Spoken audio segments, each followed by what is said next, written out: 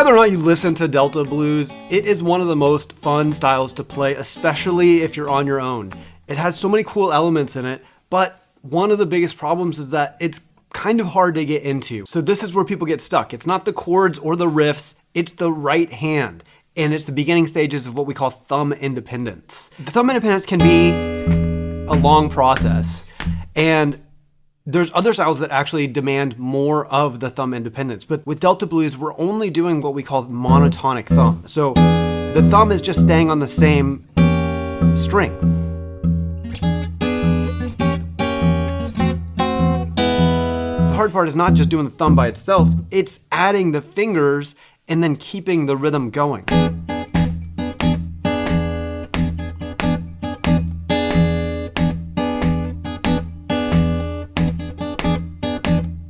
Basically what we're doing is keeping the thumb going like this and then plucking either the fingers with the thumb, that's with the downbeat, so that's the pinch motion, okay? So pinch together, or the only other motion really is where you have the syncopated part. So that means the fingers are plucking in between the thumb. So that's this.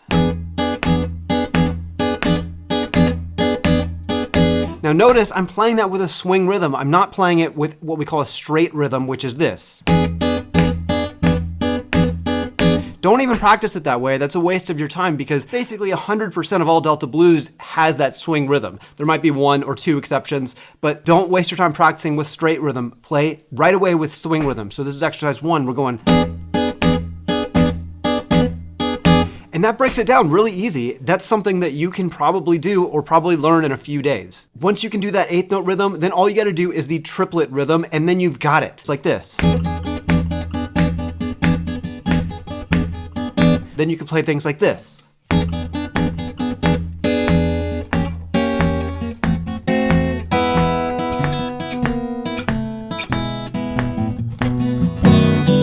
That's a really common turnaround phrase. You're going to hear that in a lot of different keys, but the right hand always stays the same. So that's what you should focus on if you're interested in this style. Now, easier said than done. That's the end goal. Here's the exercises so you can get up to that point. If you've never done finger picking at all, you need to start to access just getting the right hand together. What I've noticed over and over and over again from teaching this for over 10 years is that people will really have a lot of their mental focus on the left hand. You've been training your left hand for a long time. They're doing the chords, the scale shapes, and then a lot of times almost no attention is given to the right hand at all. What I want you to start doing is literally with your eyeballs, look at your right hand. Okay, it's something I tell a lot of my private students when I'm working with them is that if you're looking at your left hand, that's where your attention is. For this, we want to train the right hand, so you need to visually just stare at it. That's step 1. Step 2, if you're a beginner, is just to access the pinch motion. Now, just to make it easy, you don't have to hold a chord here. What we want to do is just take these 3 fingers on strings 1, 2, and 3, okay, and then your thumb on the lowest 6th string, and then you're just gonna practice this a bunch of times. I mean, basically go for like 100,000 of these. What we're practicing here is not just the pinch motion, because that by itself is actually really easy to do. What we're working on here with this exercise is actually something I call the reset. It's getting the fingers back on the strings. That's the hard part. If you can just pluck and then get your fingers back on those strings immediately without thinking about it, it opens up so many doors to so much stuff that you can play, and then now your focus can go back on the left hand. But for a while, again, focus on that right hand. Let's hold a chord here and then practice that. So let's hold this E7 chord. 1, 2, 3, 4. Okay? You can count with this one, or this is an exercise you can do sitting in front of the TV. What you want to go for here is a bunch of really good reps hitting the strings and then putting your fingers right back on the strings, okay? So we're not trying to make it long because we want to get a bunch of reps. So this is what you want to kind of end up trying to do. Okay? It's not a speed exercise, but you want to get a lot of instances of plucking, putting your hands back on the string, okay? You want to be able to start to identify that mind-hand, tip of the finger connection of of what it feels like to pluck the notes and then get your fingers right back on. Now you can see I can do this and I don't have to look. I've done this so many times. I've gotten my 1,000,000 reps in now, and that motion just feels really good. Okay, that's just step one though, okay? This might take, like I said, I mean, I'm exaggerating, but maybe 100,000 reps. Get 100,000 of those. And then you can just hold an open chord like this just to practice the motion, okay? So after you've done that for a while, or if you've been playing fingerpicking style for a little bit, you can jump right into one of these next two steps. That is the triplet rhythm and the eighth notes. So the eighth note rhythm is where we start to do the syncopation motion. So what we're gonna do there is start to count 1 and 2 and 3 and 4 and 1 and 2 and tap in the foot and go 1 and 2 and 3 and 4 and, okay, it's not gonna come out like that at first.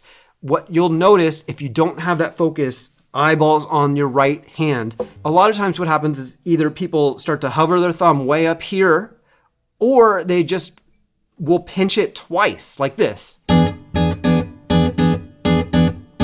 Because that's the motion that we had been practicing. So what we need to do is get the thumb to be able to play once, and then be ready to pluck again, but don't actually pluck that second time. So this, you want to get, again, let's try to go for 100,000 really good reps here. And go really slow here at first. Again, eyeballs on that right hand. 1 and 2 and 3 and 4 and 1 and 2 and 3 and 4 and really slow like that. Even slower if you have to, but you really got to watch that right hand and make sure that it actually is plucking on the downbeats. It really helps to count out loud as well. 1 and 2 and 3 and 4 and, okay? As that gets more comfortable, pick up the speed and try vari dynamics, meaning loud and soft. That could turn into an exercise like this. I'll start soft and then go loud.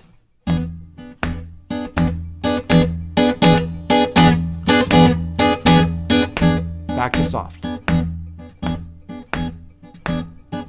Back to loud. Playing loud is going to accelerate your progress because it enhances that mind-finger connection, and it helps the muscles develop faster as well, and the calluses on your fingers. It's really good to play loud. Do it, and also soft. Finally, just try the step 3 is where you're going to do triplets.